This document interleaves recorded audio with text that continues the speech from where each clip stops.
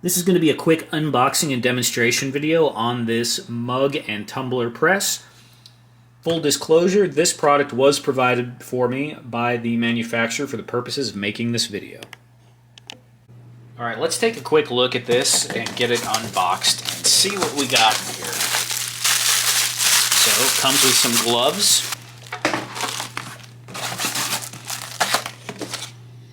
Just pull everything out here. So we have some, looks like some specialized tape, instruction manual.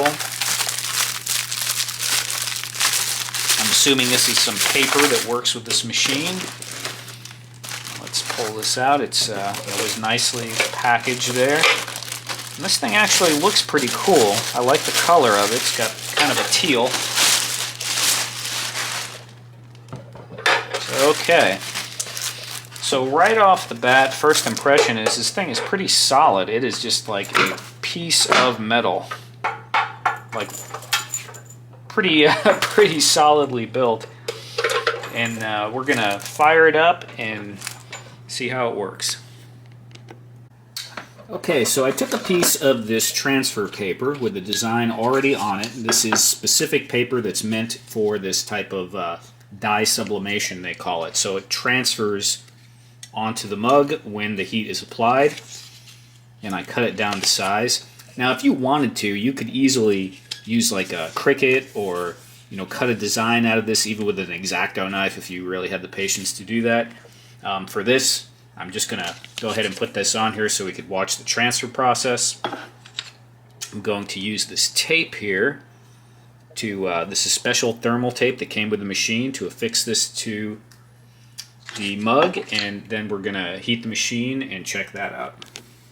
Okay, so for this particular type of mug, which is an aluminum mug, we're going to go into our guide here, and it says aluminum pot cup, 185 degrees Celsius for 90 seconds.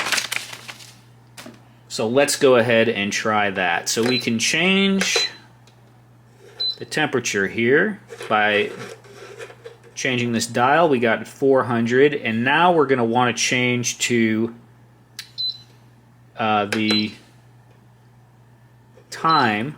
Okay, so to set the time on this machine, you actually need to turn the dial certain amount counterclockwise, and then when it's flashing, whoops, it's got to be flashing. Now it's flashing. Now I can change the time, and all the instructions on how to do that are found in the little instruction packet that came with it. I'm going to go ahead and go with 80 seconds and see what that gives us. So now that that's all set up, let me get my thermal glove on. And we're going to open this up and put the mug in. So you can use these two adjustments on the side. That beeping means the temperature is ready. You can use these two adjustments on the side to adjust how big the diameter inside of the machine is, so you can accommodate different size mugs. So we're going to go ahead and put this in the press. And hit that button for it to just go ahead and start the timer.